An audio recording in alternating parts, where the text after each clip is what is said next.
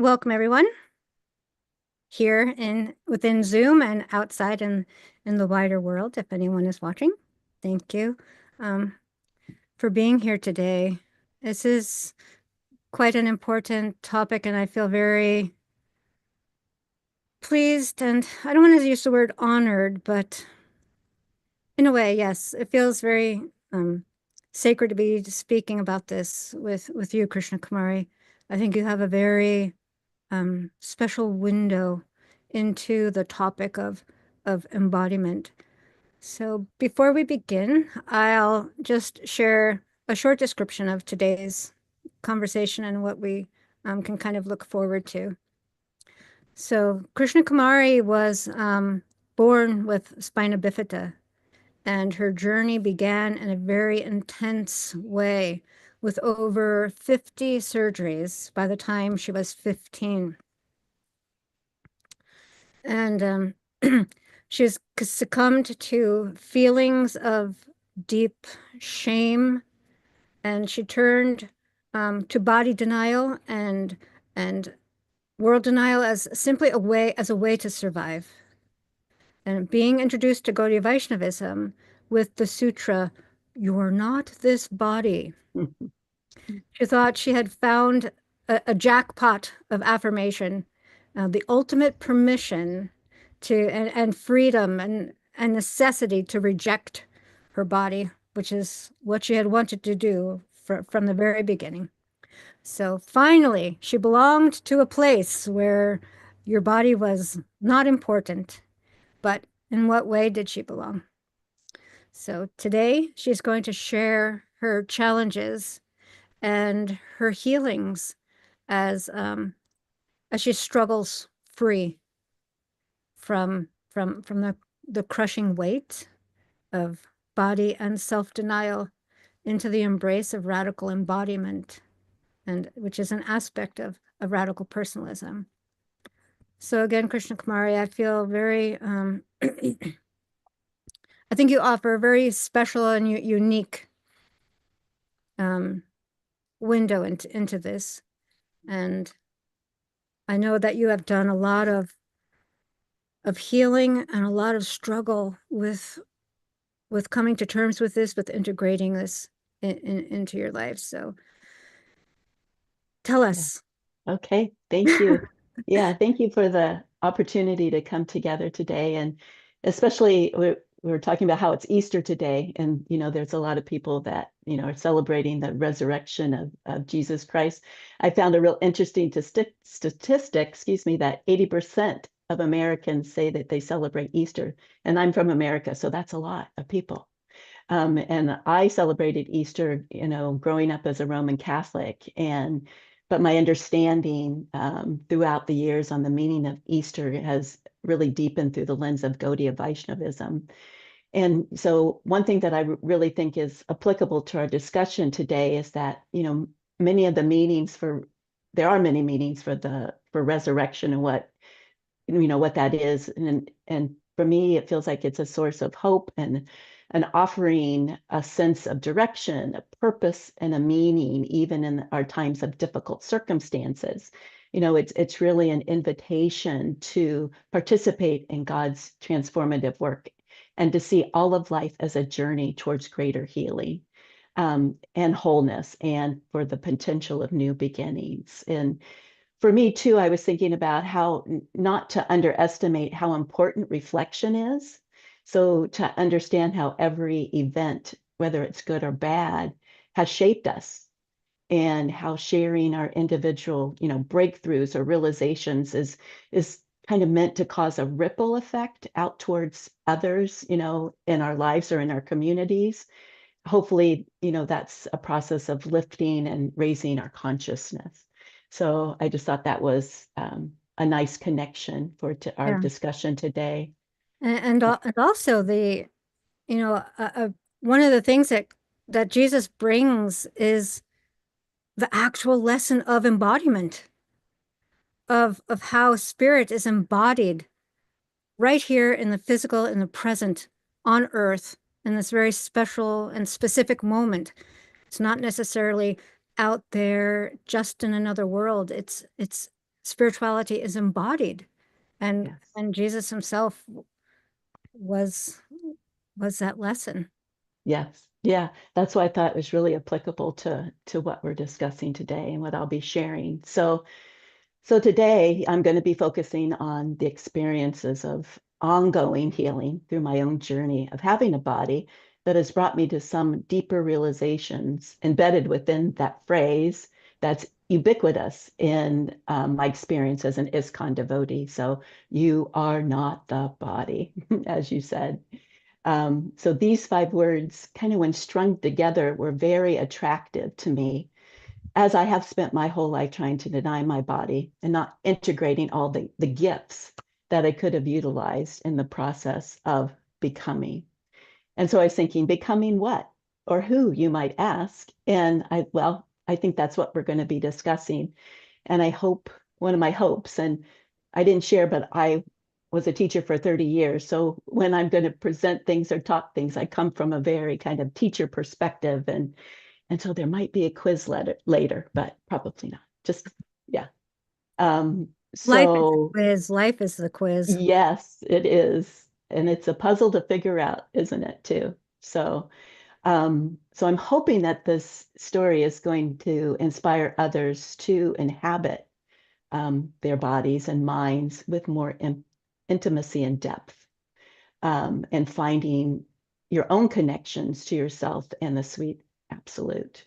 And just to be clear, I'm not really trying to invalidate the phrase, you're not the body, but what my goal is for myself is to try to harmonize my experience as an aspiring devotee with a disability and how powerful that phrase was interpreted by myself and expressed by myself and in the devotee community. That kind of sometimes really added to my confusion of who I was and, my ability to belong to the community and not just fit in. And, one of the burning questions that's been in my heart that really has caused me shame and not being perfect or not being purified is, how can I glorify God with this body, with all the kind of connotations of it, not being perfect. And so I'm going to be referring to a few different resources as well as my own kind of direct experience. And I really take a lot of inspiration from Swami Padmanabha and his books and classes, and from Srila Prabhupada and previous acharyas' books, and a variety of Christian mystics and others who are fellow travelers on this path. And another important well-wisher in my life is Uttama Shloka Das, he's been a mentor and teacher, gosh, almost 3 years, and we've met on a weekly basis. And I've also been blessed with the association of the Tadatmya Sangha, who holds space and support for not only my ongoing journey in healing, but others in the group as well. So A cornucopia of guides and shelters yes, that you're yeah, bringing with you today. That's takes a beautiful. village. So, and also I'm sharing this story with you, not because I want you to feel sorry for me, but so you can understand my heart and why I am who I am at the present moment. And so I'm in the process of moving beyond shame and guilt and victim consciousness. And I really want to connect on a deeper heart level, kind of to embrace this path of radical personalism. Because, if I'm really honest with myself, and that is a prerequisite for this journey, is that I'm really not so much of a personalist with myself and others. And that really is my desire, to be an authentic human being with compassion and empathy, and to be able to love what God loves, which is everything and everyone. And that includes who we are right now and all of what we are becoming. And Maharaj always says, into eternity. So Yeah, that's beautiful. Because we need models. We need people who have seen shame, who have felt shame, who have looked at it in the face, and who have come to terms with the underlying reasons for it. And so many people are under the weight of that. Mhm. So it's really beautiful and courageous of you to step up here. And I really admire and appreciate your vulnerability in doing that, Krishna Kumari.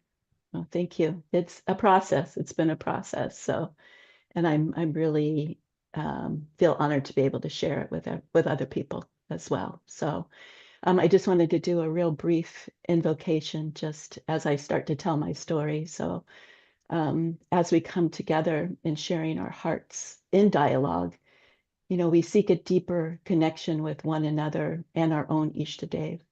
So may our interactions be grounded in love, understanding, and compassion with a shared sense of purpose, wonder, and curiosity in our mutual journeys of becoming. Beautiful. Thank Okay. you. Yeah. So you are not this body. So in the section on radical embodiment, in the book Radical Personalism by Swami Padmanabha, he speaks to this point that we can claim that we are the body because we are the sadhaka deha. So which this has the potential of attainment and who we are becoming for eternity. And Maharaj says that this body is a gift which doesn't belong to us, but to the divine. And we should take care of it and appreciate it in that spirit. And so I have denied my body and not grounded myself in the deeper mysteries of that connection. So often with the disastrous results, as you'll see as I'm telling my stories. So by denying myself of this fact, I've not been functioning in a holistic way. I've been kind of whole from the waist up and not from the waist down. Wow. So embodying every aspect. Um, and also as in Gaudiya Vaishnavism, it really doesn't promote a dualistic view of the mind and body as separate from the spirit. Instead, it emphasizes the interconnectedness of all three, with the spirit soul in relationship with the divine as the ultimate reality, and the mind and body as instruments, for its expression. So, like a musician uses their instrument to express their music, so the mind and body are instruments for the soul to express its connection, with the divine. And that'll come into play later in my story as well, especially the music piece of it.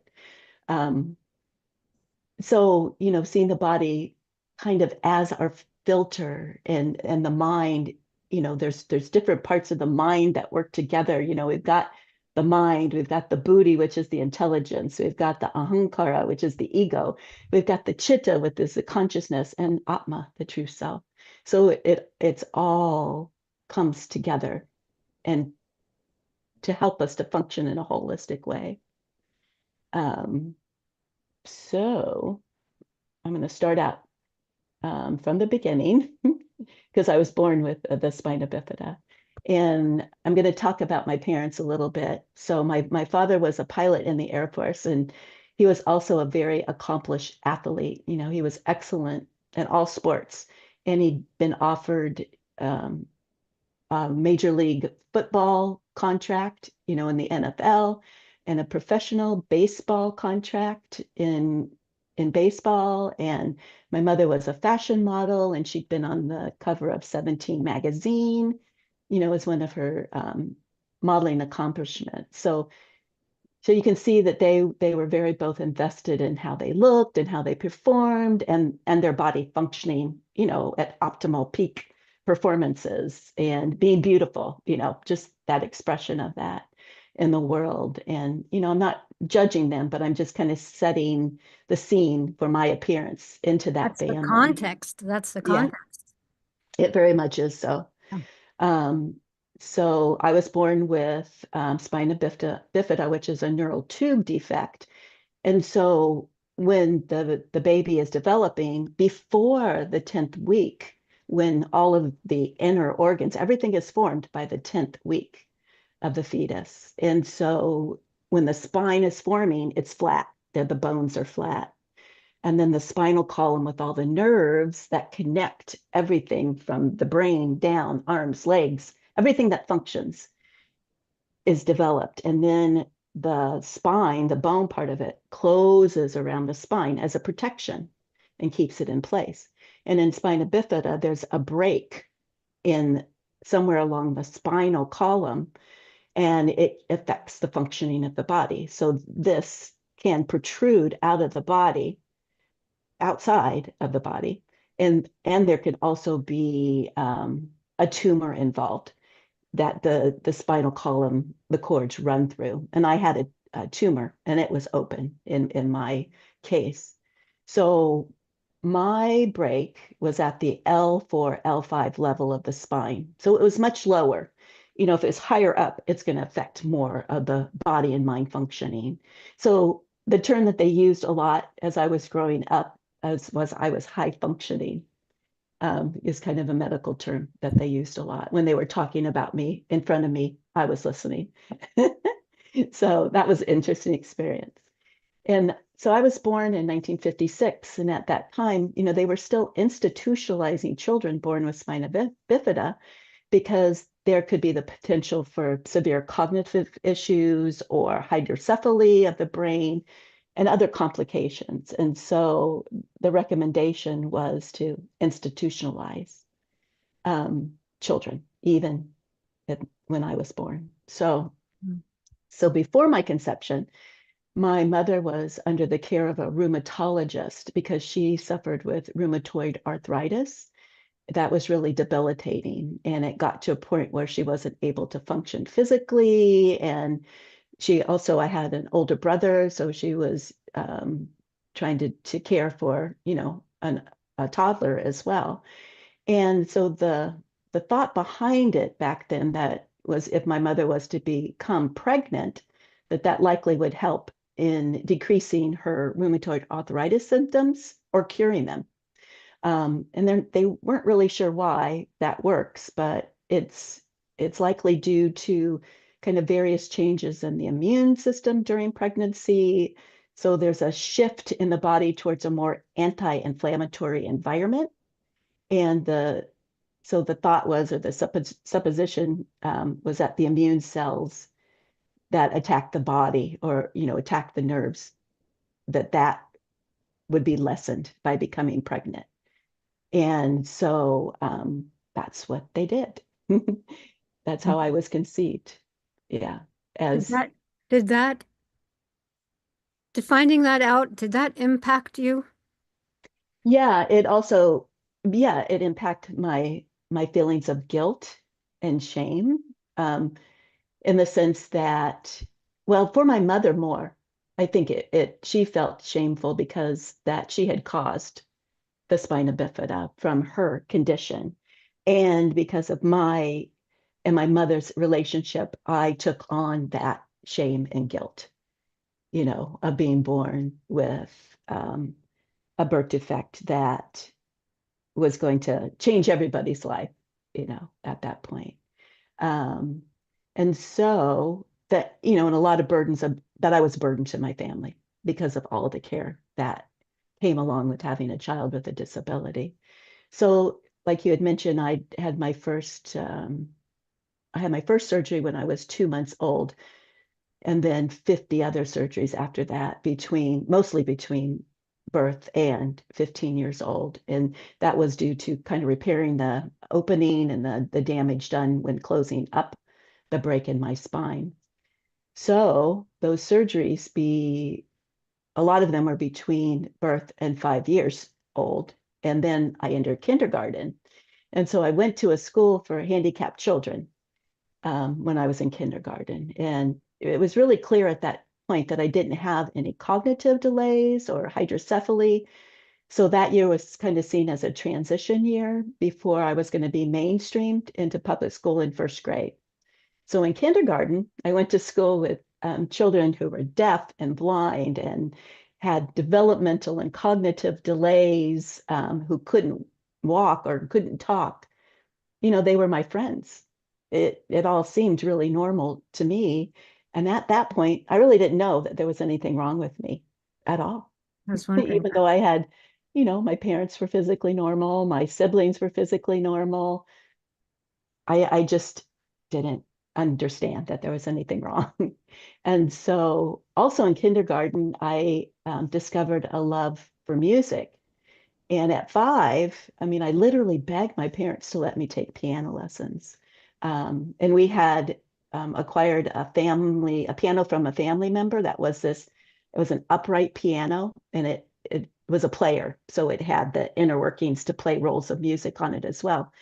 And it was painted like a few different shades of gray. And my mom, she stripped all the painting off, and it's just this beautiful walnut instrument, that became my world. And it was just perfect for me because I could sit and I could play forever. So I started taking piano lessons at 5. And I even started singing at 5 in music programs in kindergarten at the school that I was at.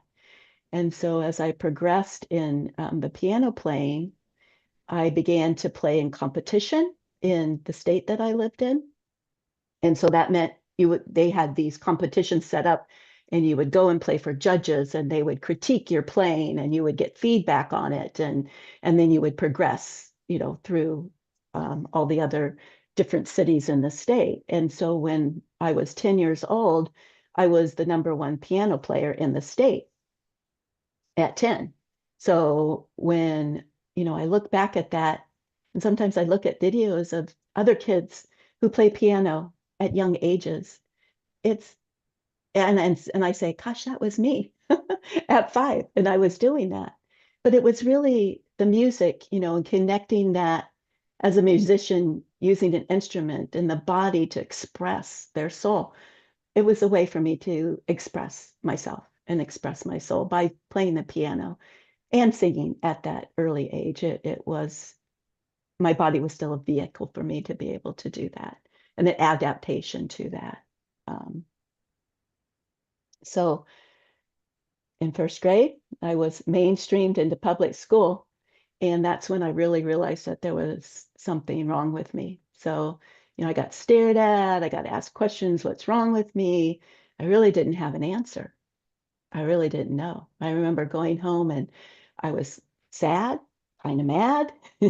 And I asked my parents, what what was wrong with me? Why hadn't they told me that there was something wrong with me? I thought that was some information that was important, you know, to have, at least to be able to answer the question of what was wrong with me. And so that was, I was really aware of being different and not really understanding why did that make me different. And And you use the word wrong yeah, also. So it's not hmm just that you were different, but you were wrong. yeah, there was something wrong with me. And that feeling really came through to me by the others that were I encountered in first grade, classmates, just people, that there was something wrong. That was the message that I got. Um, and so that was my introduction to public school. And like I said, my first real experience of um, being confused and not having the information or knowledge to understand who I was or what I was, basically. And so when I was 8, I also had a surgery that didn't go very well. And so, they would always like talk about me, even though I could be there, or they thought I wasn't listening.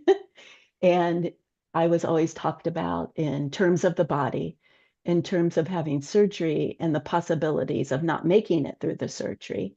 So at a young age, I was aware of my mortality, and that was scary for me because I didn't really even understand that piece of it, that I could die, that I might not wake up. And so I also have that kind of weighing on all of these experiences going through this as a child. So in this one in How particular did you? surgery, How did yeah. you? How did you Mhm. deal with it? Um, Or maybe you're getting to that, but yeah, how did you well, handle that being? but just as a kid, I would hide if I knew I was going to have a surgery. I would try to hide, so thinking they wouldn't find me and I wouldn't have to have the surgery. And one time I pretended I was sick. And then if there was some doubt that you were getting sick or, they wouldn't do the surgery because it could complicate things. But it really just put it off another day or two. It didn't really solve the issue at all. So, but it was something that I hung on to, and I prayed a lot at night that bad things wouldn't happen, not really understanding it. Um, so at 8, I did have a surgery that didn't go well, and my kidneys were shutting down, and my heart was failing, and I had a near-death experience, and where I was given an instruction and an experience where I knew at an early age that I was not just a body. So in this experience, it was a lot of people have near-death experiences, and it was pretty, by the book in a sense that, I was aware of being in the hospital room, in the corner, looking down at myself. I remember I had long hair, it was parted down the middle. I could see the top of my head and that part. And I'm just thinking, oh, that's interesting, I'm lying in that bed. But I didn't feel any pain. I was just very curious. They were working on me, and I felt nothing but love and peace and no pain in that experience. And I was not in a hurry to go back into that body at all. In fact, I turned to go. I was like, okay, fine. I could live with this and not be in pain and not be connected to that body. And so I turned to go to the light, but I was immediately stopped. I didn't get very far. And I was like, a little like, oh, why am I being stopped? I'm ready to go. I don't need to go back to that body. And it was like, no, you have to go back. You have to remember him. You're not ready to go. And I argued. I said, oh no, I, I'm not going back in that body. You argued with your angels. Yeah. I said, there's nothing but pain in that body. And, I'm not going back. And, but I was literally, it felt like being shoved back, into it in my body. And when I came to consciousness, it was like, oh darn, here I am again in this body. And that's something that even when I relate the story right now, it is so real. It's so vivid. I'm right back there in that moment, and knowing, that phrase, you are not the body. I get that, you know, I understand that. But yet, here I am in this body, having this experience. How do I do that? How, my burning question, how do I present myself in front of God with this body, this imperfect body? Um, so that has been a source of, oh, I felt the same on the inside that everyone felt like. And that kind of me is like, people must feel the same way I do on the inside. That can't be different. We all want love. We all want to have these experiences of having friends and being accepted and being loved. How is that different? So even at that young age, I was kind of thinking about these um, experiences, and then the instruction and how that was going to affect me, later on.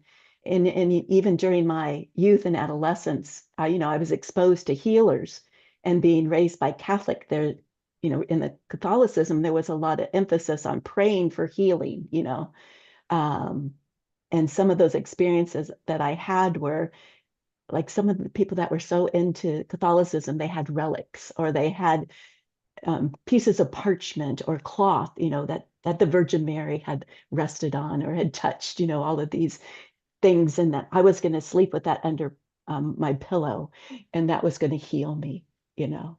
And so there was a lot of mysticism and the hope of being healed and not really accepting that I have this body and that part of my journey with this body was going to be healing, you know. Um, But a and different kind of healing. yeah, yeah. And not necessarily that my body was going to totally transform, right? Physically, the matter part of it. Um, so there was another healer. His name was John Lala, and he was a white light energy worker. And so he would, have me envision a white light and bring that, through my body. And, it was healing. And I mean, I could feel it.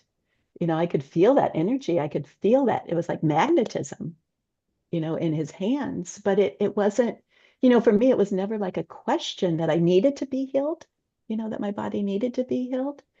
Um, but those were some of the experience that I had that kind of culminated, in my youth and early adult that there was something wrong, that I wouldn't be accepted.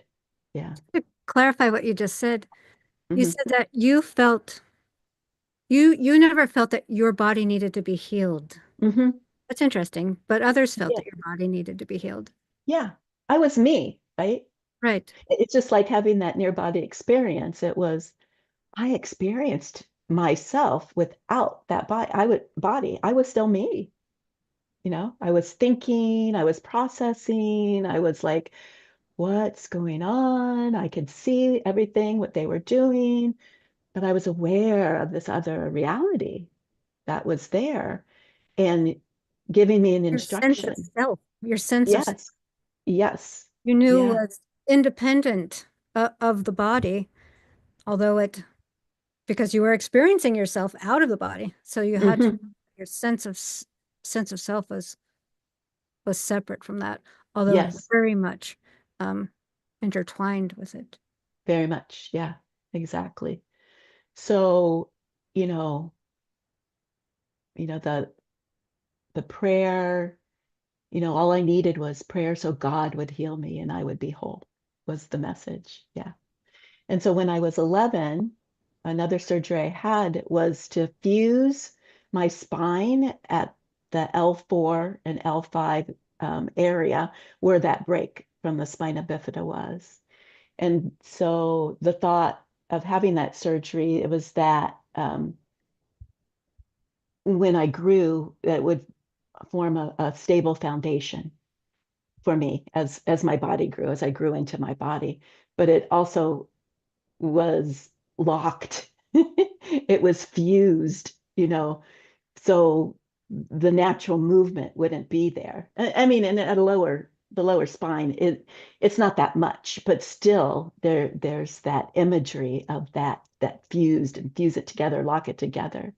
And, this was a big surgery and it was a long recuperation. And, you know, I was had a lot of time to be very contemplative and wonder why I'd been born with this body and spend a lot of time alone thinking about things. And, as I got older, I would start to dive deeper into the whys, of my body and explore the meaning of the various parts of the body and what they represented spiritually.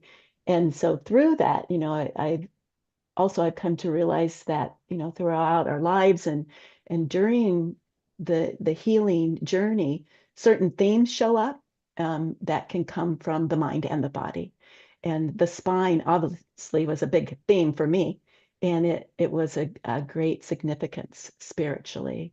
So the What, spine, oh including yeah. that, yeah.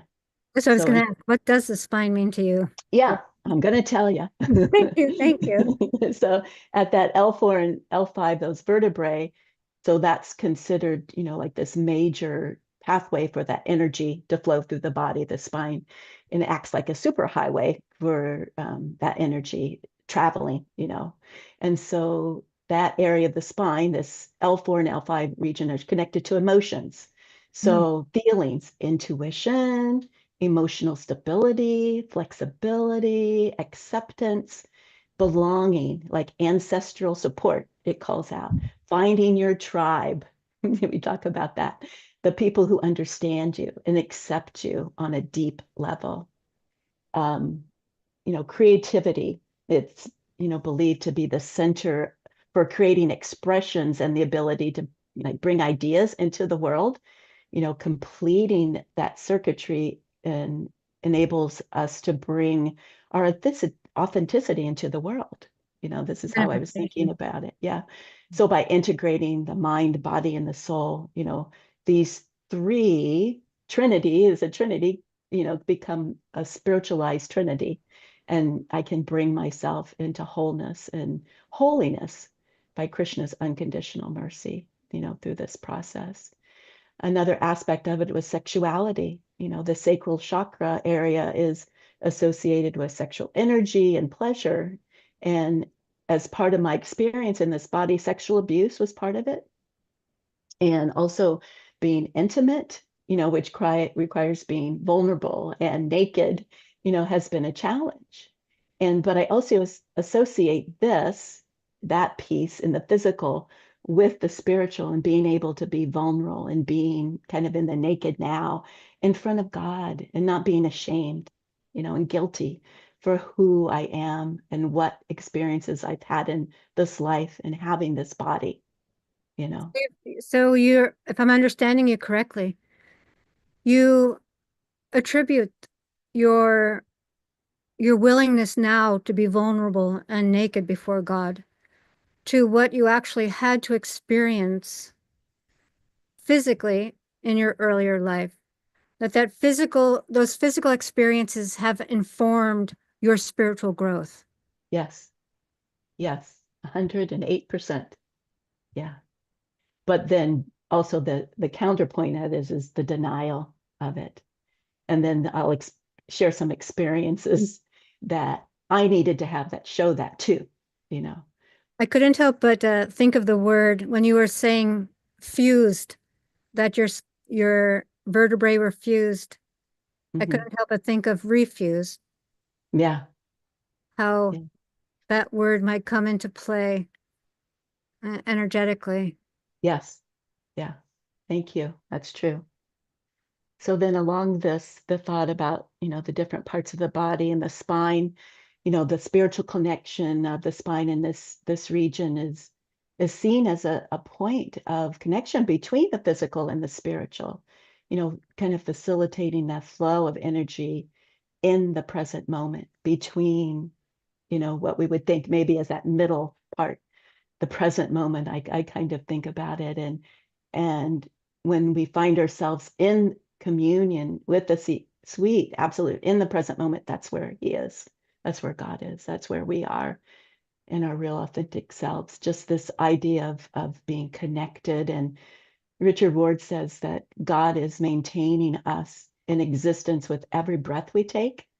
And so we take another breath, and it means that God is choosing us now and now and now because God loves each of us. And so just this idea of, there's a spiritual, there's physical, there's a spiritual, there's a space there, that it all comes together. And that's that's where I was able to connect with God in that space. And my near-death experience, it was in the middle there, between those two.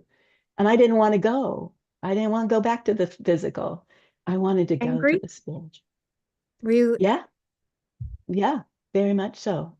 I did not want to be here anymore. I did not want to be in that body anymore. No. Did you experience a great freedom being outside of the body Yeah, and of then being everything. stuffed back in? Yeah, it felt like a container, you know, that was holding everything. The expressions of everything were smaller, Yeah, confined. confined, not being seen, just seen as a container as well, and wanting to kind of get out of that container, the box, so to speak. And so and being able to be who I was in the present moment and loved and accepted, you know, and wanting to be accepted ultimately by God, you know, when we're always accepted by God, which I didn't, through all my filters of others, that was something that I really needed to have a realization of. So from the spina bifida, and we were talking about the fusion, so there was a break in that area, and it was fused and unmovable. And because everything is connected to Krishna, body, mind, and soul, I believe that this was a message from the Sweet Absolute, and for something for me to pay attention to, right, in this journey, Yeah. and not to deny it, and to connect my journey in this lifetime to that, and to my progress as a human being and a human becoming who I could become, I'm going to say despite the body, but because of Yeah. the body that I have. Yeah. And there, again, the lessons of connection and stability in Mm-hmm. that connection, and how Mm-hmm. connection actually can afford an environment for you to express yourself more fully. Yeah. Yeah. Huge. So just the whole process of it, and learning to appreciate it, as part of the journey as well. So up to that point, so I'm not going to go through all the surgeries that I had, mostly up until 15, the pain and the recuperation that I experienced really does take a toll on you, at the emotional level, the psychological level, as well as the physical level. I spend a lot of time just recuperating in between school years, having surgeries in the summer, recuperating from it so I could just go back and start, school again as a kid. And so as an adult, this is why, well, all along, this is why it's been really important for me to integrate and spiritualize my body with my mind, senses, and soul. Um, yeah. So as a kid, I did miss out, on a lot of everyday things that kids do or in that phase of life, just playing outside and just the things, not having to worry about having surgeries or recuperating or the pain or any of it. But I had other experiences when I was in the hospital, and when I was able to kind of get up and move around. I really insisted on the nurses that I helping with other patients when I was a kid. I would empty bedpans, I would get drinks, I would get snacks for other patients, I would sit with them and read to them or just hold their hands or play cards. I had really a service attitude, and I understood, that the compassion, what it was like to be alone in a hospital, and not able to do things for yourself, or having family that could come and visit you if they were far away or had, jobs, and to be able to connect with someone else was not only comforting for them, but it was comforting for me Yeah, as you're well. Yeah, really primed to empathize with yes, going through. yeah. And I needed that, you know, Yeah, as part of my experience. purpose, give you purpose and meaning also. Yes. It must have made sense to what in the heck was going on with you. Oh, wow. Hmm. There's a reason. Yeah. It's not Yeah. just One. some random thing. Right. Right. Exactly. And so as I got older, even, as I continued to be in hospitals, and there would come a call or someone would ask me, oh, we have a family, they're going to have a child who's born with spina bifida. And would you talk to them? Could you say what your experience was, or giving them an example of having a child with spina bifida, because they could see that I was functioning, that I had purpose in my life, and that their child could too, that there was hope Did you for feel that that child. then? Did you feel that then? I can Um, see now, having gone through the healing process, mhm, and the way you speak of it, you know, that it had purpose and meaning, and looking back, it was, it's all there. But when you were Yeah. going through it, did you feel Mm, that, or did you feel a sense of being um, alienated or you um, know, I think alone? what it was is I really wanted to be outside of that body. And that was a way for me to be outside of the body and be helpful and be seen as functioning. And that even though I have this body, I can connect. I have compassion. I have empathy. I have a heart. I have love to share with everyone, Yeah, you beautiful. know? Again, it's Yeah. the connection comes up for you, Yeah. and the Yeah. ability to, you speak of the spinal column as a highway, as a pathway to Hmm. exchange energy. Yeah. So you had to find a way to get yourself out there and Hmm. to be able to connect Yeah. with others. That was something really important to you. Yeah. It is. And it is. I say it is. It still is. And it was then too. And that to give hope to that these people, that were, I mean, nobody wants to have a child, that's born with a disability. That's kind of not the dream, right? But given that, there's so much meaning behind it. There's so much divine. There's God is there in all of it. That's part of not denying it, not denying the body, not denying the experience and being able to be embodied in this and have a life. So that is a big connection piece. Yeah. And so as I continued growing up, and then I continued with the piano, I continued singing.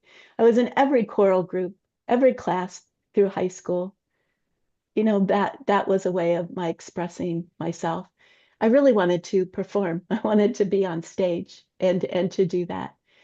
But I did not get picked because of my physical body. I didn't get picked. What was Even that? though, oh, that was horrible.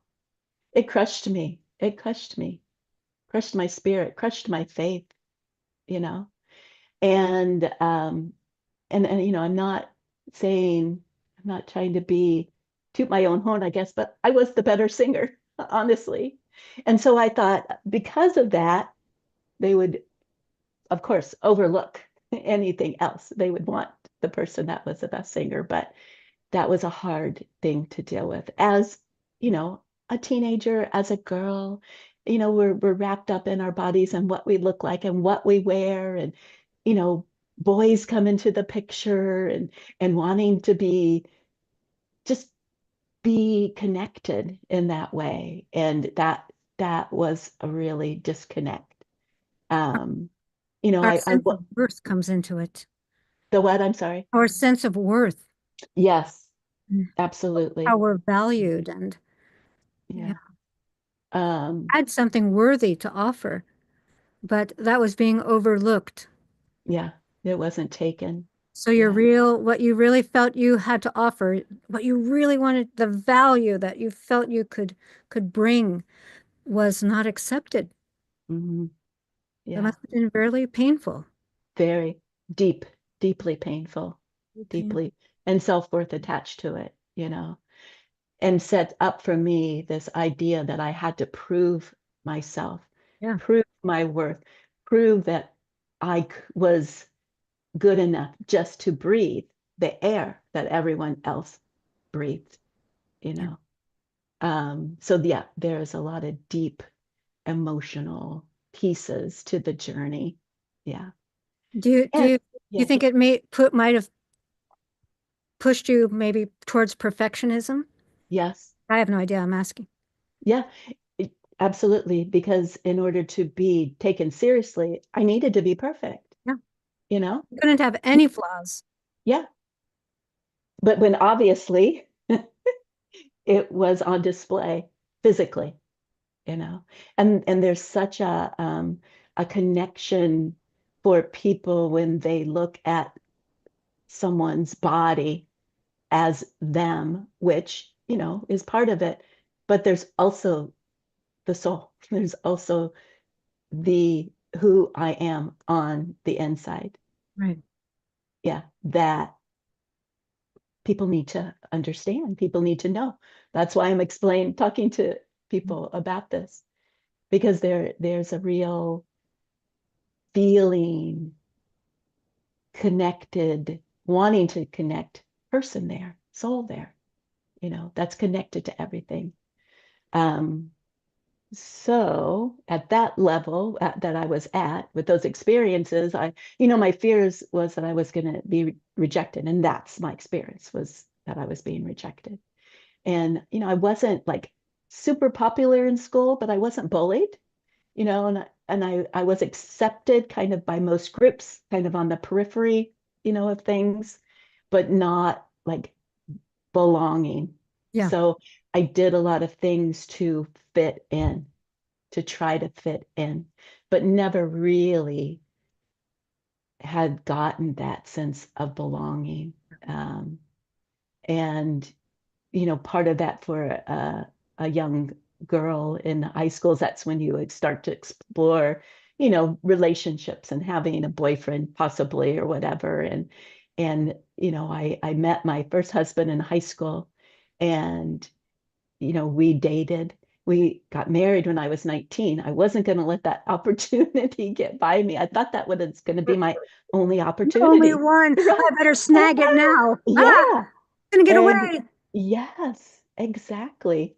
And you know, he- the twist to that is that he was raised a Christian Scientist, and so in they don't go to doctors. So my husband's family, they took that to a fanatical degree. Under no circumstances did they go to a doctor. No circumstances. Because you can pray away your illness or disability. It's a mind over matter. You are not the body. And I'm like, yes, I want some of that. I am not the body. I have so much more. So I latched onto that big in a big way. And so this kind of started that experience for me of denying the body and having experiences where it was very detrimental to my health, to my well-being, to my body even. Like one time I had an ulcerated tonsil, and it got to the point where I ended up in the hospital because I was so infected.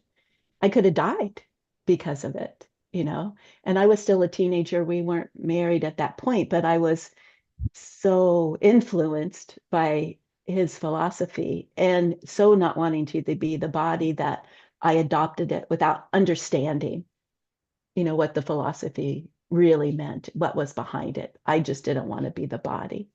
Mm.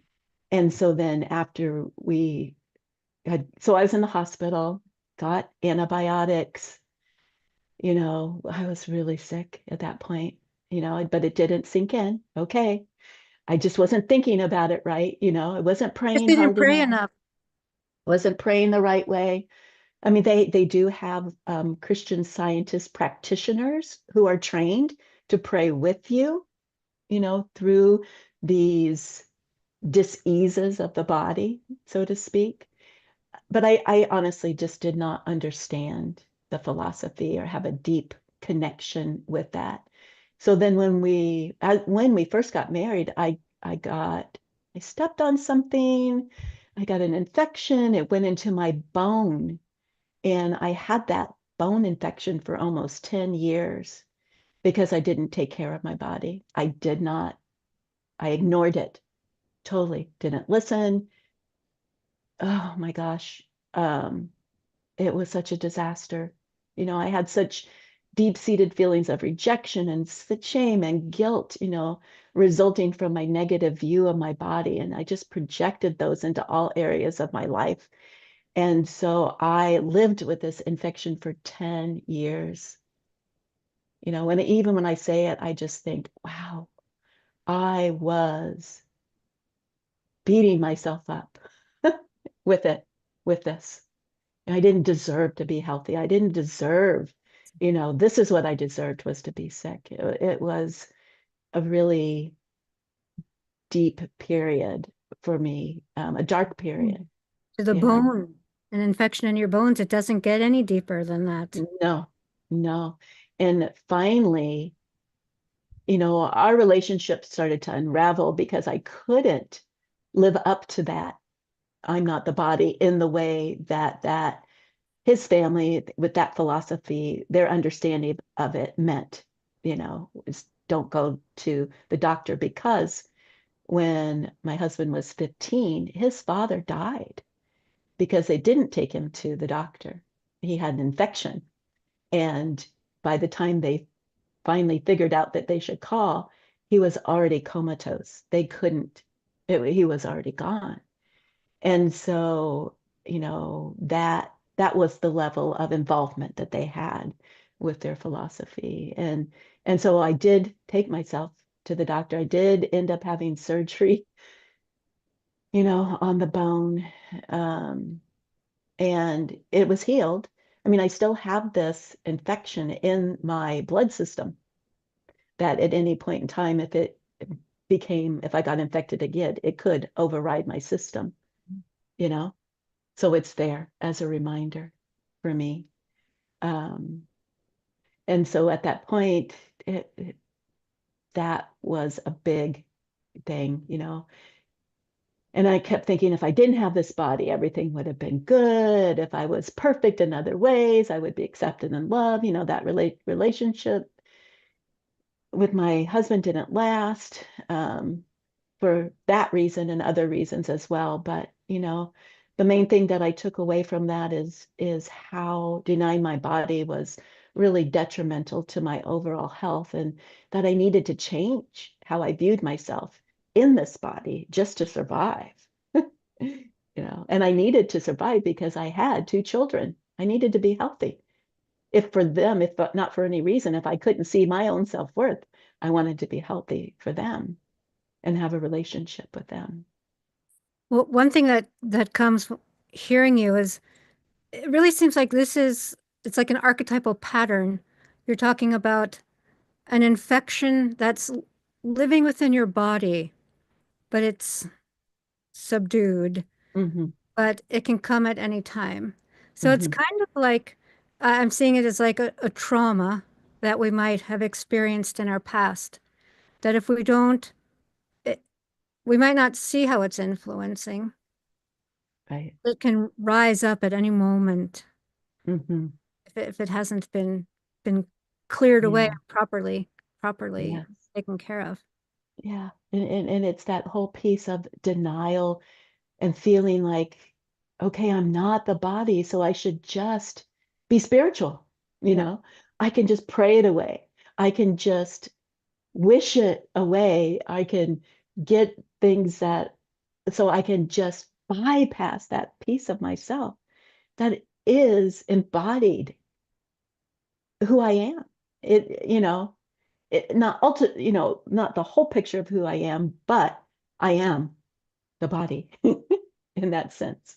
And I'm having these experiences, and I need to have that relationship with my body that I can connect with it, you Yeah, it's know. an interface. You're not the body, Inter- but it's our interface hmm. with with the world, with Yeah, everyone. yeah.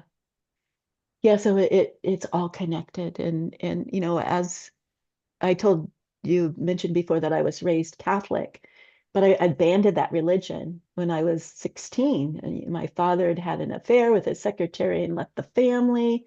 It was a really hard emotional time.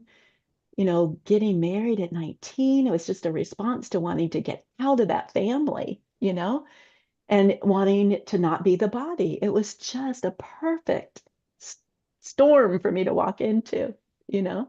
Good word. Yeah. And so I was just at that point in time, I was heartbroken, you know. It felt like I was at war at times and had to need to take sides with my family. And I felt just disconnected from God. I couldn't even say the word God for a long time. It was such a devastating point because family was everything. And so for a long time after that, I didn't have any faith.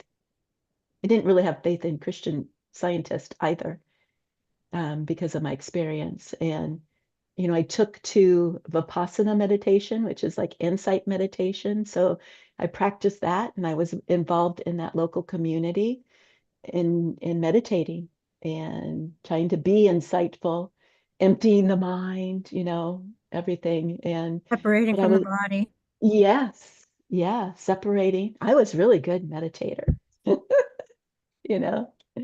Um, so I was able to disconnect in that way really well. So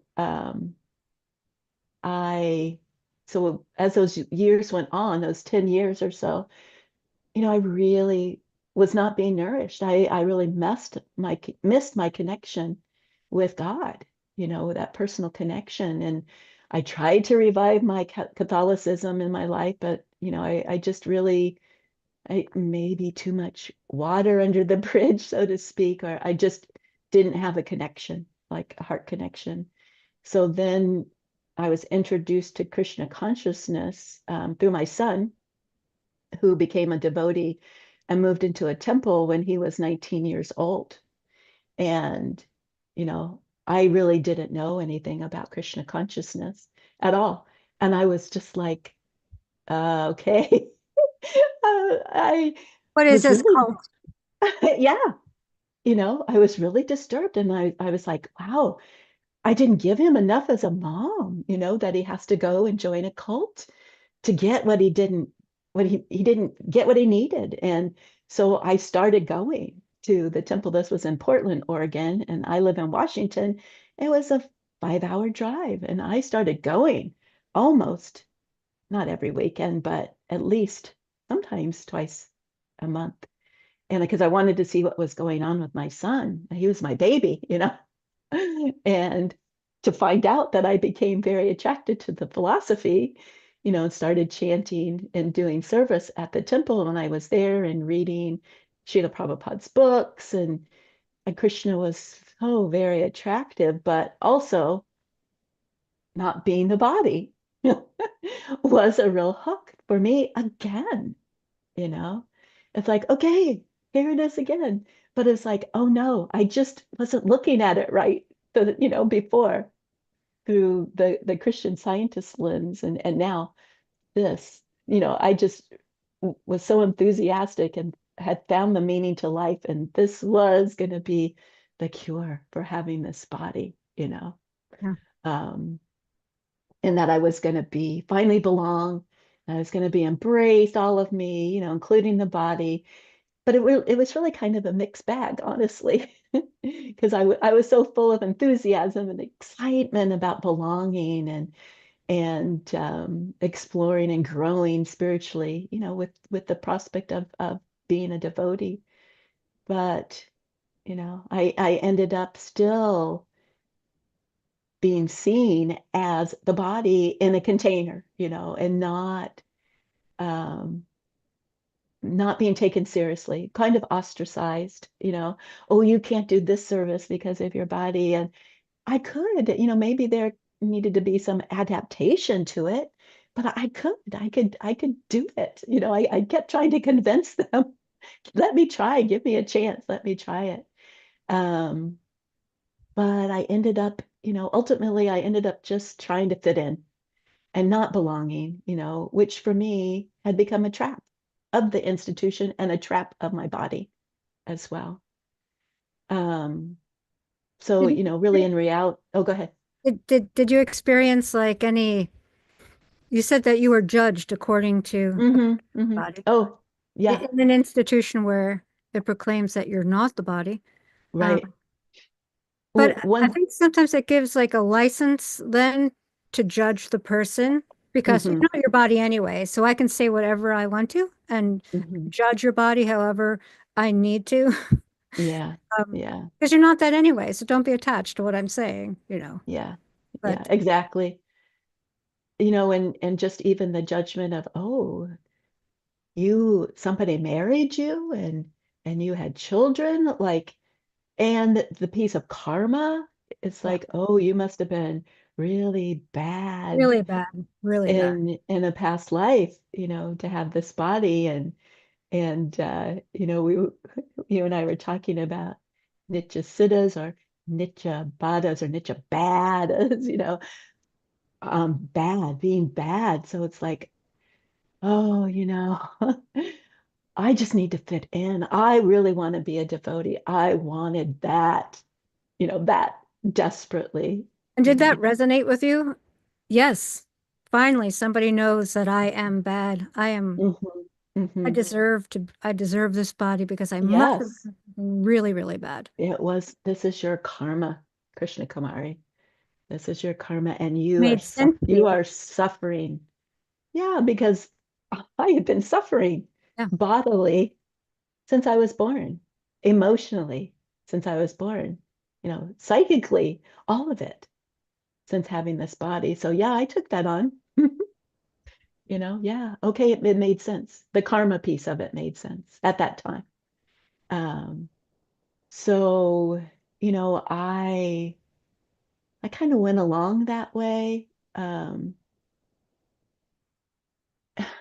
For probably, you know, these misunderstandings that even devotees have about not being the body, and my own misunderstandings of my part, and the institution misunderstandings. And I went along with it for about 20 years, and then I started having more philosophical questions about karma, about just our position, as Tatashta Shakti, and I began reading books from the Goswamis, the previous the Sorry. Goswamis, and that began to open up my consciousness, and I really wanted to get outside of the box that I was stuck in, kind of spiritually, emotionally, and physically, And as physically. well. Yeah. Yeah. And I was feeling really disillusioned and disconnected from myself and from my relationship with, this with God, with Krishna. And I needed that connection with the Gaudiya tradition. I needed to get more information. And so at that point, I was just praying. I needed a different angle of vision on Gaudiya Vaishnavism. And I just remember just praying, help me. I mean, I'm just like, help me. I don't know where to go. I don't know what to do. I need some answers. Krishna. You're at the And end. oh, crying, the tears, the everything. And one time I listened to Namrasa's podcast, and Swami Padmanabha was on the podcast. Ding, And ding, I was ding, like, ding, ding. I was like, wait a minute. What is this? And it was such a different, it was a human perspective for me. I thought, well, maybe after listening to Maharaj give that class, and listening to more and more, and, starting into radical personalism, that I can connect myself to my experience and my body, and not, I don't need to be shameful about it. I mean, it's a lot more deeper than that, but just kind of the overriding sentiment for me was that. And, connecting, having that association, and connecting with a tribe of people that needed the same thing, that wanted the same thing, that had wanted to be nourished, um, through that. Um, so that was kind of a big holy shift. um, in that, I feel like, Krishna, you came through in a big way, with Prayer does work. They were yeah, right. I know. It I'm was like, healed. what? Thank you. Oh my God. So part of it is like, I've been given this opportunity, to connect these dots, to put these pieces together. And, I spoke about Unama Shloka, and, he's written several books. And, I had read The Realization and Manifestation of Your Eternal Identity, identity transformation through Raganuga Bhakti. And, I had lots of questions about that. And, we've had this ongoing discussion, for about 3 years now. But, what part of it is what I really need is to connect to my body, and not in a shameful way. Yeah, go ahead, what you're going to say. It seems like what I'm hearing you saying now is you still have that same idea that you're not the body, but that means something completely different to you Mm-hmm. now. Mm-hmm. Because you're not the body, it doesn't mean to reject it or to deny it. It Mm-hmm. means, I don't want to sound utilitarian, but to use it, Mm-hmm. that Mm-hmm. to actually go within it and Yeah. to feel it and to not um, reject it, but in accepting it with the knowledge that you're Yeah. not the body. That's the only way we actually can fully accept it. Yeah. That's the paradox, isn't it? You know, for me, I needed to inhabit my body to come to the realization that I'm not the body. You know, that's the paradox, And sorry, I didn't mean to interrupt you for No, what you're please. saying, but I was introduced to a different definition of karma, a different perspective. Previously I associated karma with punishment and retribution for having hurt others in past lives. And I mean, there may be a piece of that to it, but and because of my birth defect, like I said, I must have been really bad. I I thought I felt like, must have boiled babies alive, to tell you the truth. I thought, oh my God, I and must who have boiled babies knows? alive to have experienced what I've experienced in this life. Who knows, right?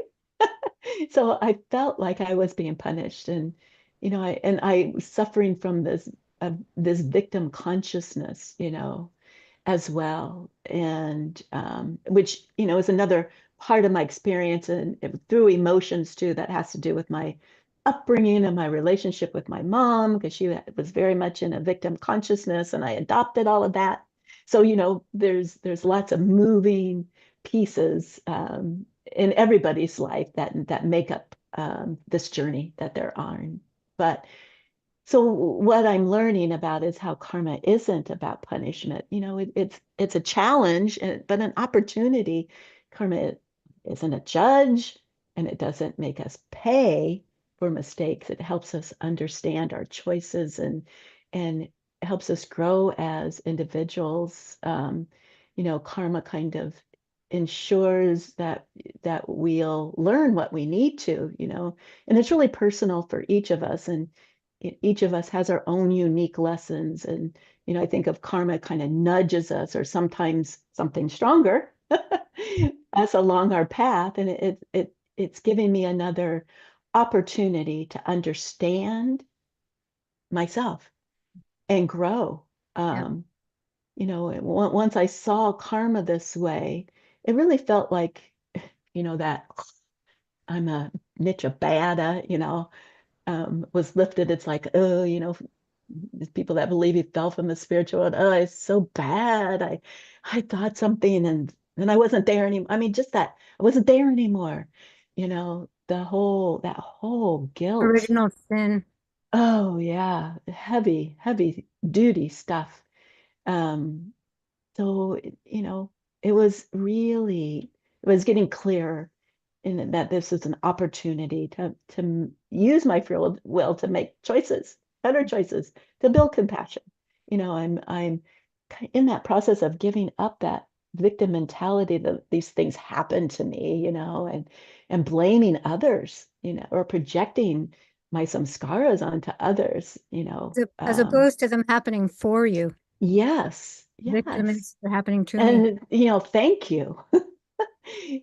These others in our lives, they're givers of karma. And, you know, in my situation, because of having a victim mentality, so to speak, I would blame them and fear them and vilify them for what's not working in my life. The enemy. Yeah. And so, but that that's kind of a separatist mentality at all. I see them as separate from me, when actually we are connected to each other and you're coming from the same divine source with beautiful potential, right? Yeah. And so giving up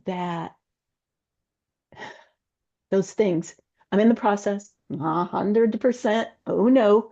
But even having a glimpse of it, even being able to talk about it in that way is like, okay, this gives me something to work from, right? And You've come a certain distance, you might not be, yeah, yeah. but you can see, oh my gosh, I actually have transformed within this amount of time that I can Hmm. see the beginning, the middle, and it's very Yeah, hopeful. yeah. And And yeah, Swami Pamanabha's book, Inherit or Inherited, Bhakti and the Jiva according to Gaudiya Vedanta, he says that each of us receives a certain type of body as a karmic response to our will. And he says, therefore, that's what makes us all different. And, through the body, we have this opportunity to respond in love and to see our lives from a different, more holistic experience. And,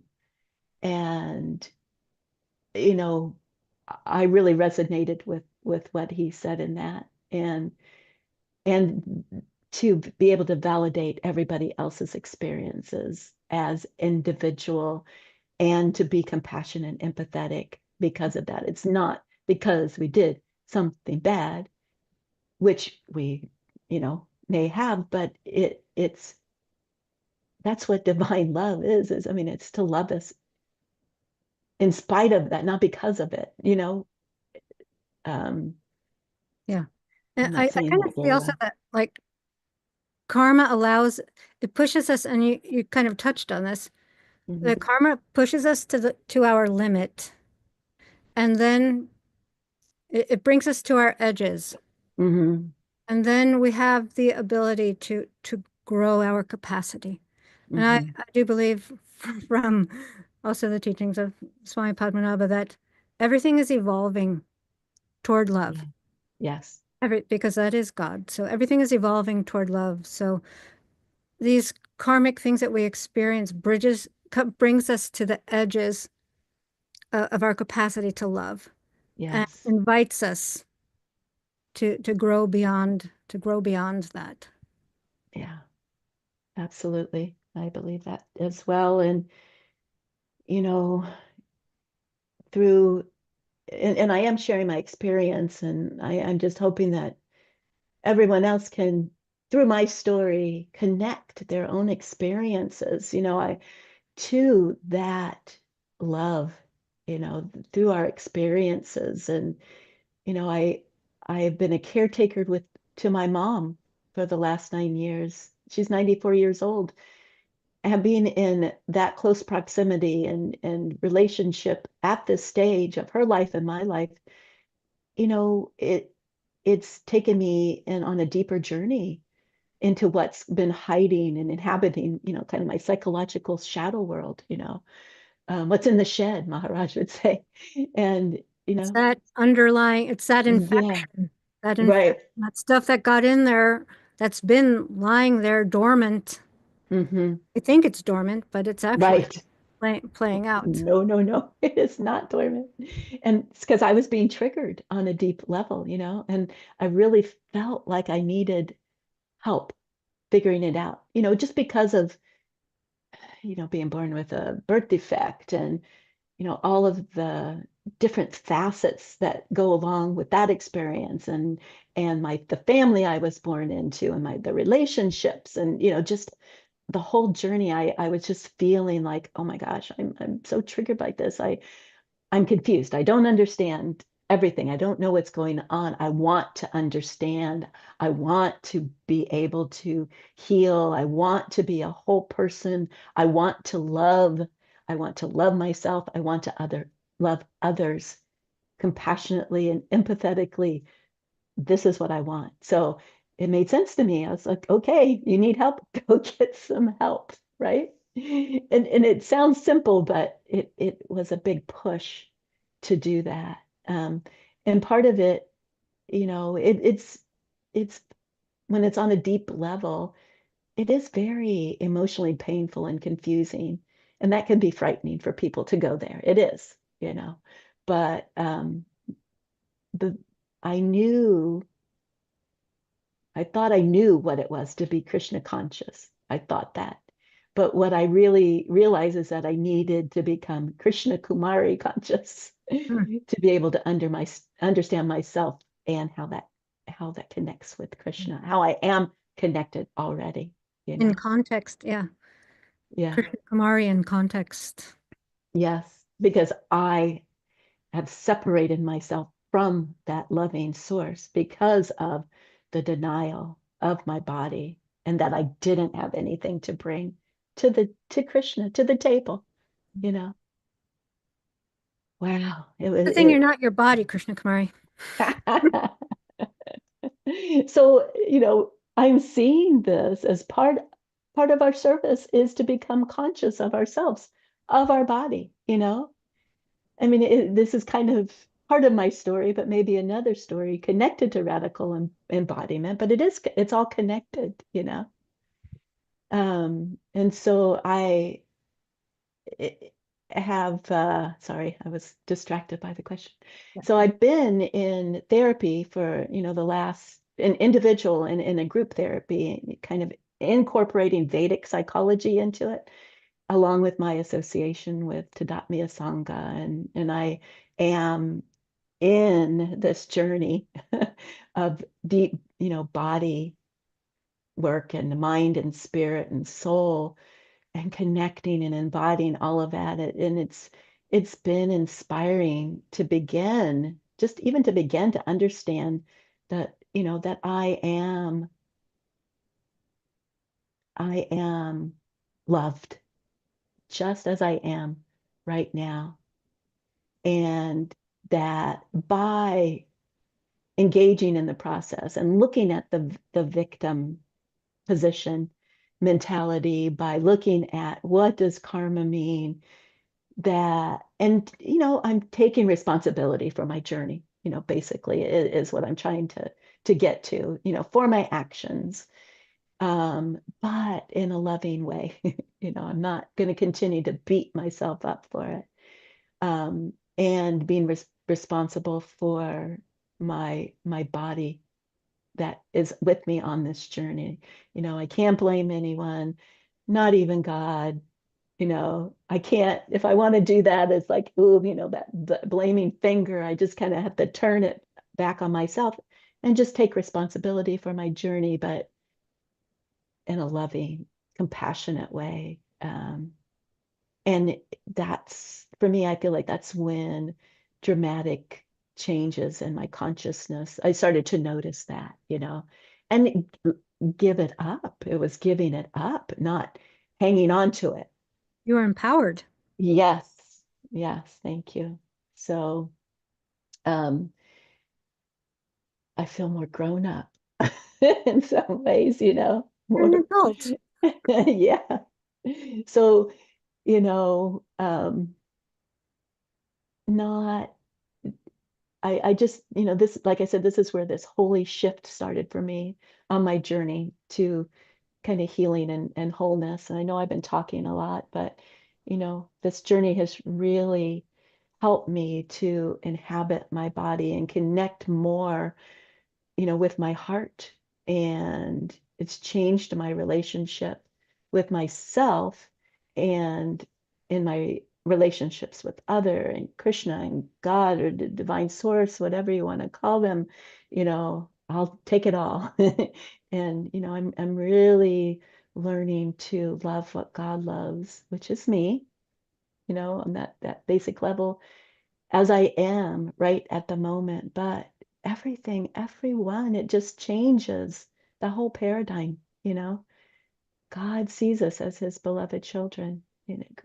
And this is talked about in radical personalism that, we're creations full of potential and worth, you know, while So it's we, pretty cool how yeah, you, all your life, you sought liberation from the body. But it wasn't until you embraced and accepted your body that there's actually a kind of liberation in the sense that you're free of the limits um, that that you had basically placed upon yourself that, Mm-hmm. that come in the with the package of denial. Yeah. You know, Yeah. worthlessness, you weren't worthy of love, all of that. So Yeah. how can we offer ourself if we don't feel that there's anything there to offer, that there's Mm-hmm. anything good to offer?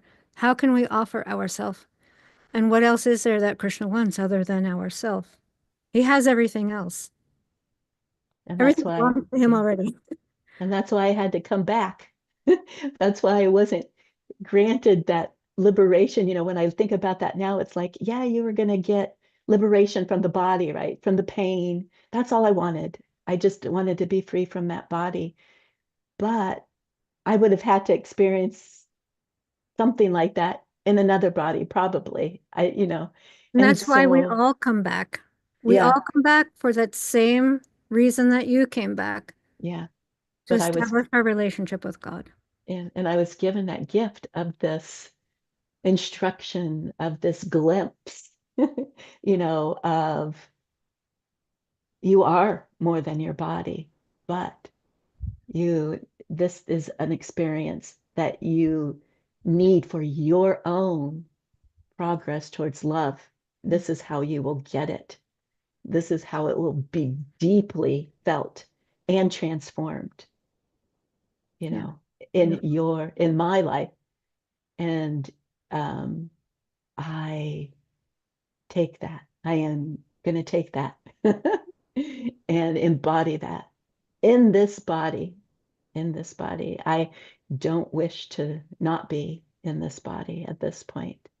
Um, Beautiful. and, you know, I just, I want really to emphasize how this book, Radical Personalism, and, there's a section on radical embodiment and the impact that this section has had on my understanding of myself, and that, even Swami Padmanabha says in that book that God sees us as his beloved children and we are creations of potential. I mean, while we often see ourselves through the lens of self-criticism, comparison, focusing on our imperfection, and God's perspective is one of unconditional love and acceptance. While our self-perception comparison can be influenced by societal pressure, generational trauma, and personal insecurities, Yeah. word for word. And so by sharing our experiences with each other, we can offer ourselves. I was thinking that question I had, how can I offer myself to be an offering to God in this body that I am? I have been doing that since I was born, my whole life. I have been on that path, with, the but presented with the lessons that I needed to learn in order to fully embody it, I guess, is what I'm trying to say. But and I'm also Going. feeling, And that journey will keep going. yeah, on into eternity, right? So, um, this God's perspective, like, Swami says, is one of unconditional love and acceptance, and we need to accept that. If I can learn to love and accept myself, there's no question of God accepting me at all. But if I can accept myself, I can accept others, and they can accept themselves. That's the love I want to bring to this whole discussion. Accept yourself. God loves you. If I can get to that point, wow, that would be something, wouldn't it? That is a life well lived in this body. Yes. That would be a beautiful concerto. Yep. And music has been a big part of my life. I'm wondering And if this is a good place now yes, to open it up to the devotees who have joined us online yeah. and see if there's any questions or comments or things that you would like to share as well. You can raise your digital hand, or also I can invite you down into the gallery. Does anyone have anything?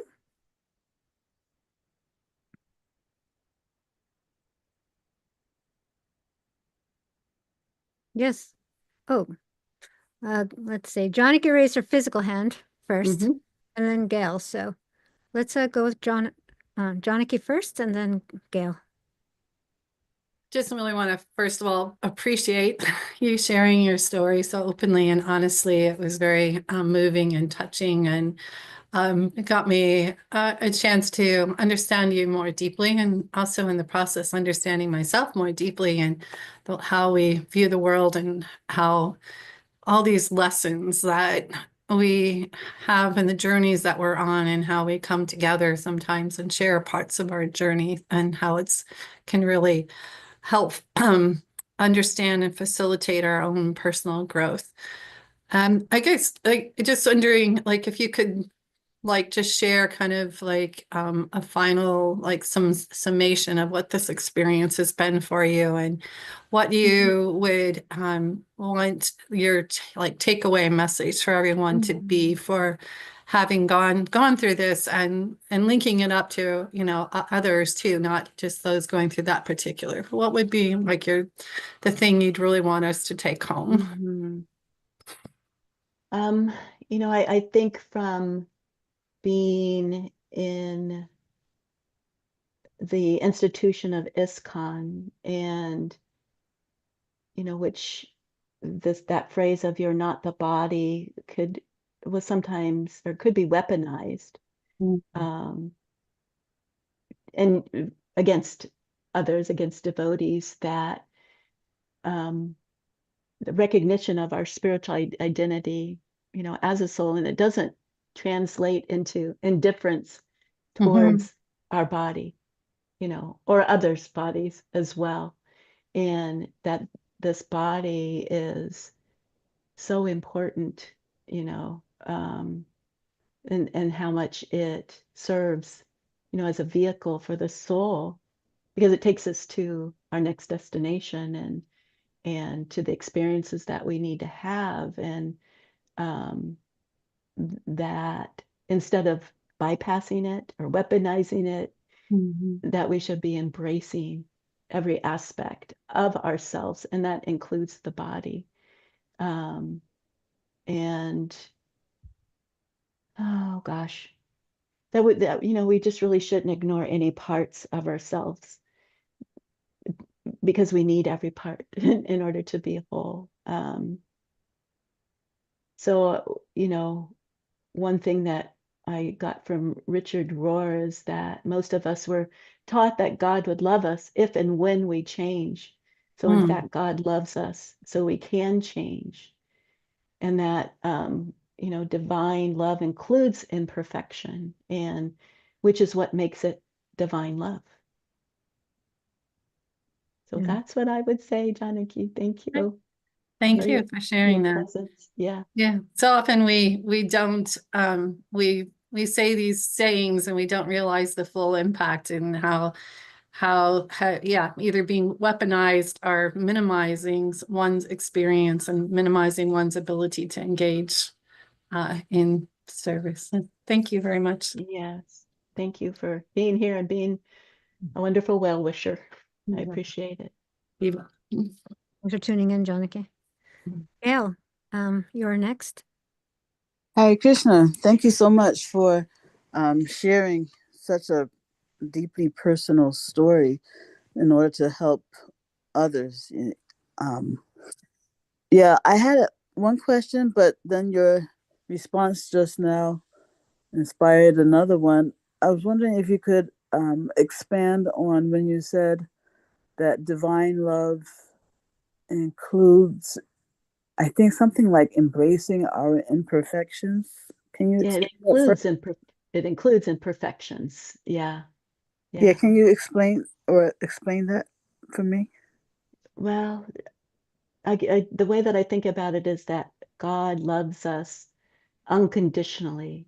You know, we don't deserve it, but we want it. We're imperfect, and God loves us because of that, for our struggle, for our desire to be in this experience, to have faith, you know, to keep going forward. You know, we're confronted with so many seemingly obstacles on this path that are distractions or that get in our way. And to really understand what who we are in connection. We are connected to God.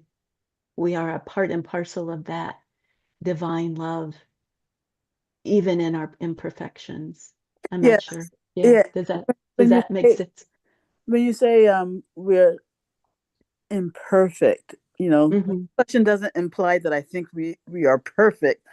I'm just Hmm. when you what do you mean by our imperfections? Our misunderstandings of who Mm, God is, mm, mm, misunderstandings of who we are.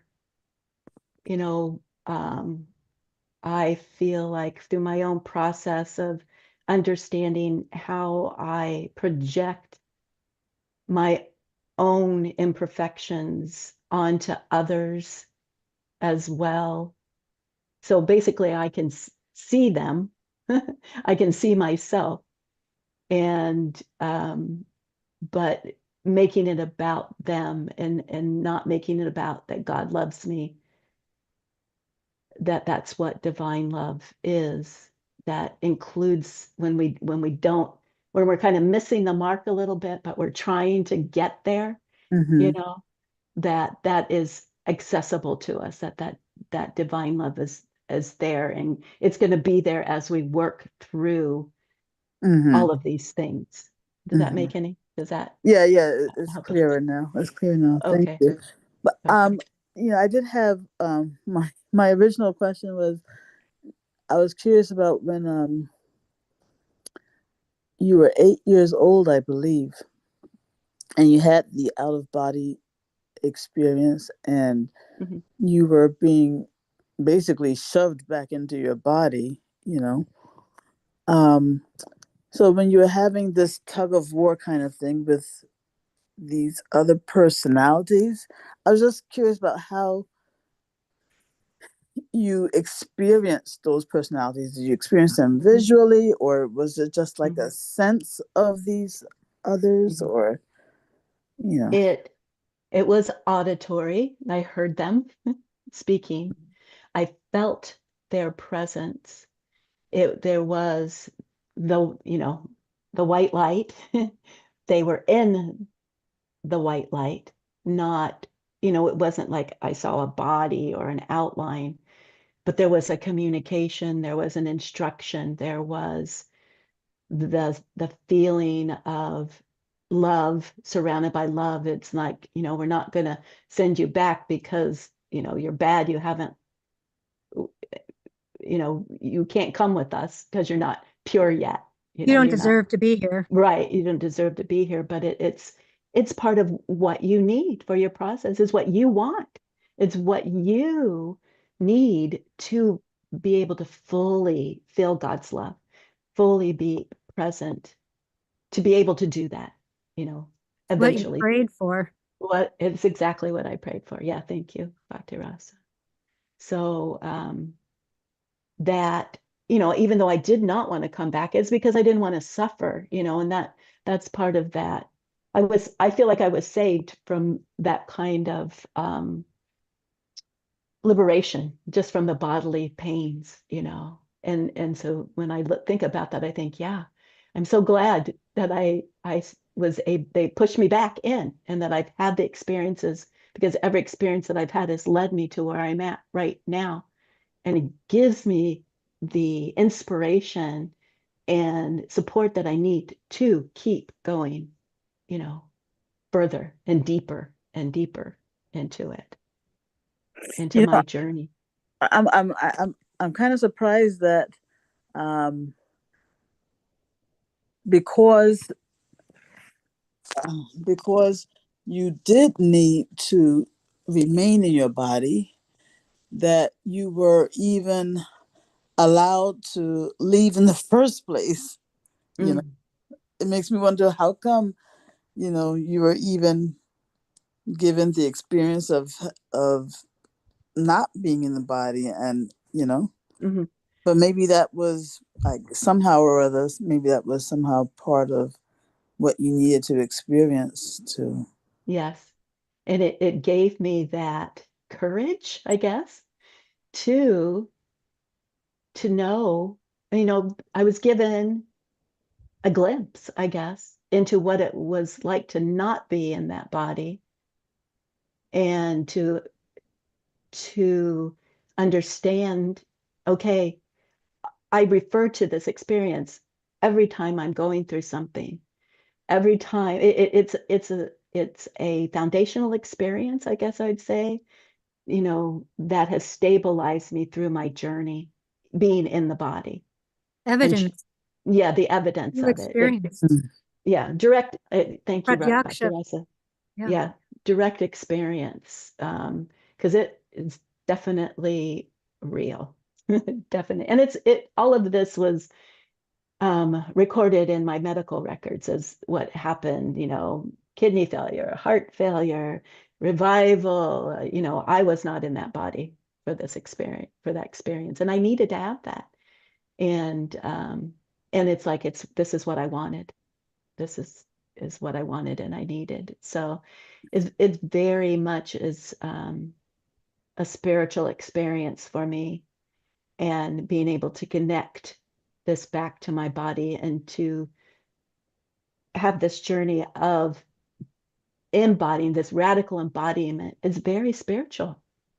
It, I don't know how else to describe it. I wish you could have all been there with me in Yeah, I that. mean, I guess it really, I mean, even though you're only 8 and you still went through kind of rejecting the body, Mhm. but at the same time, the experience, I would think, kind of highlighted for you that, as you said, Yes. it is part of, how should I say, it's part of who we are in the sense that we are meant, although we are separate from the body, we are meant to utilize the body in an instrumental kind of way. Mhm. To well, Yes. I I have one other burning question, but I'm also aware of the fact that I'm kind of hogging the floor. So, Thank you for your question, for sure. Yeah. yeah, so I don't know if you want to see if someone else has a question, and then maybe if there's time, you can come back to me. I don't know. Yeah, that sounds like a good idea. Thank you. Keep your hand up, and we'll go to Ronald, who has a question as well, or a comment. Yes. Hello to all the devotees. Thank you all for being here.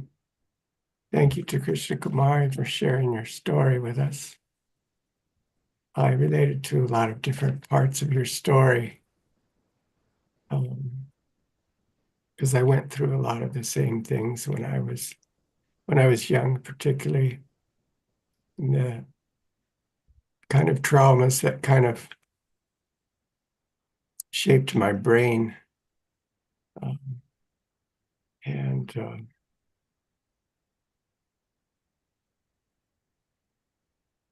I admired some of your qualities as well, and I have known you for some time, and I have known you to be somebody who is eager to serve, and sometimes it becomes a way to want to prove yourself. and I've noted I've sort of been with you while you sort of grow through some of that and transform some of that behavior. And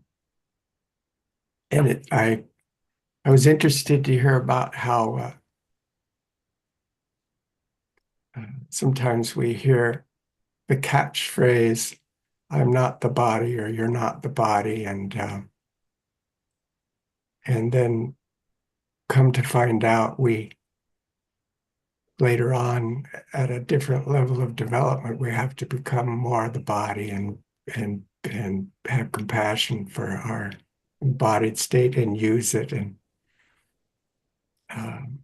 I had to look up that word sadikadeha, using the body as a sacred instrument. And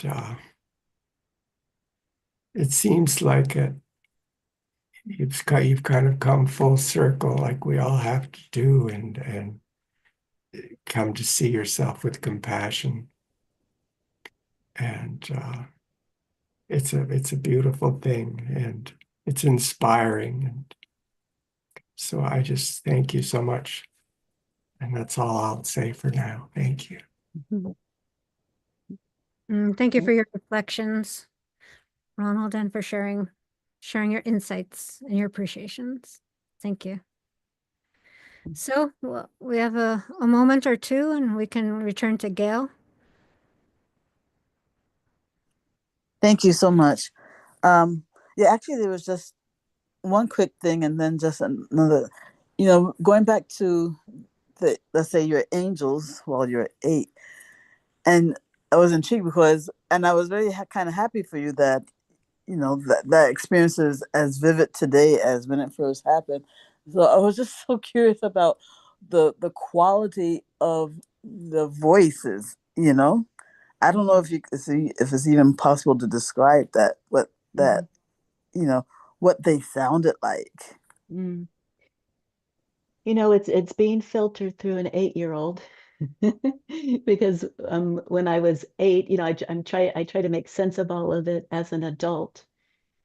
But my experience of it was, you mean like the sound quality of the voice, or the voices? I wish I could, hear it. You mean? Yeah. Yeah. My experience was that it was just so loving, supportive, encompassing, and more than one voice too, right? More than one. I experienced it as one. Okay. I didn't experience it as different voices. I had lots of experiences as a young child of feeling the presence of energy. I mean, that's a whole different thing, but loving, just not, I needed to not feel alone. And, in times that I was suffering physically in pain, I always felt comforted by presence of loving energy.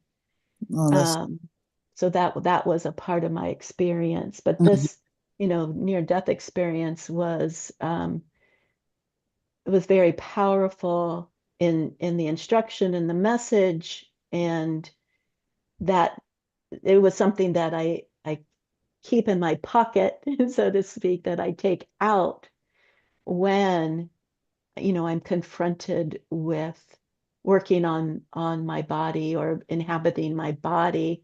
It's really directed directly to my personal experience of not being the body, and having that experience of being in total denial of the body, which is not good for anybody to do that, no matter what their philosophy is, because the body can be damaged and die if you don't take care of it. So, yeah. Did I understand you properly that you said that you did feel that loving presence even before this ND? Yes. I did. So Mm. I feel like, I don't know, people call them guides or whatever energy is around us, that I had experiences of feeling that I wasn't alone or lonely. Wow. In the times that I was alone in the hospital, or I felt cared for and supported. I Well, guess that's how I would describe it. Yeah. yeah, that's amazing. Yeah. Yeah. Just one last thing, you said something really in just passing kind of briefly that made my eyes open up like saucers when you said you experienced sexual abuse. I don't know Mm. if you're willing to, you know.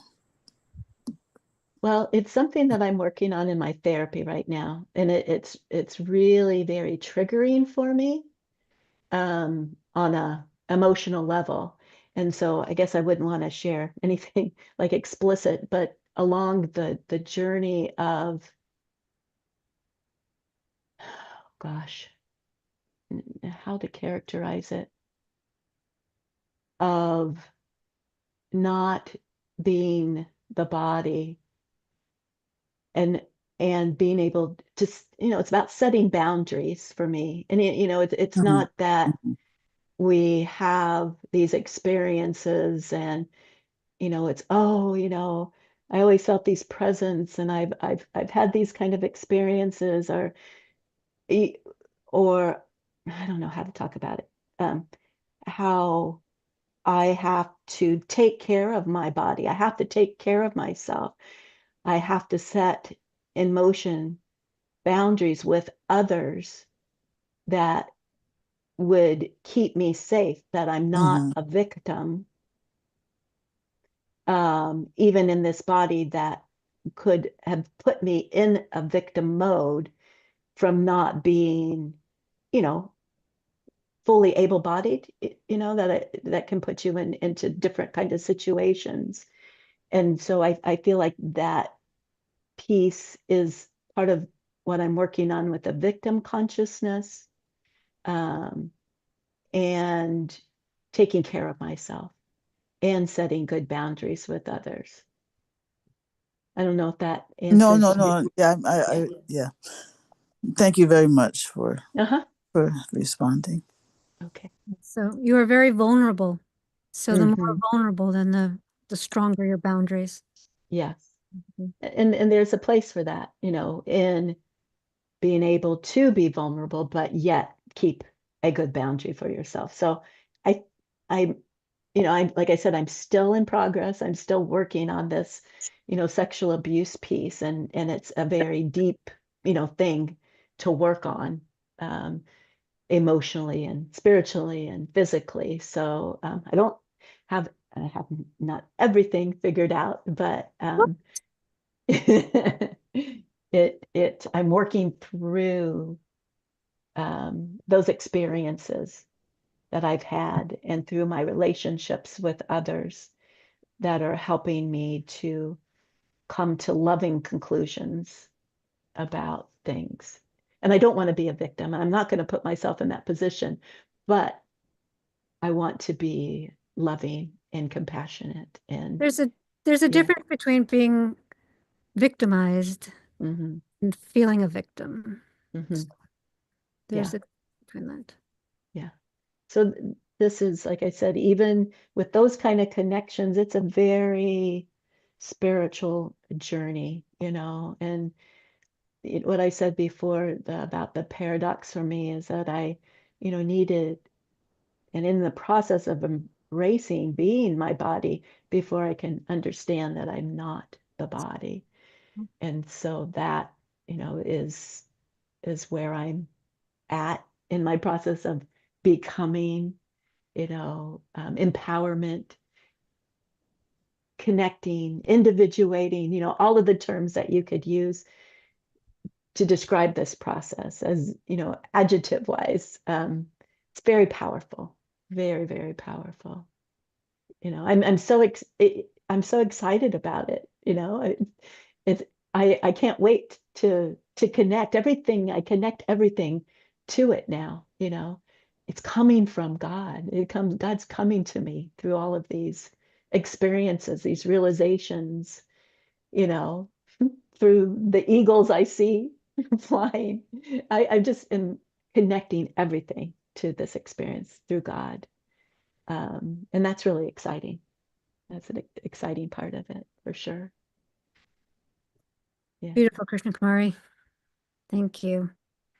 Thank you for your courage and for stepping into this arena.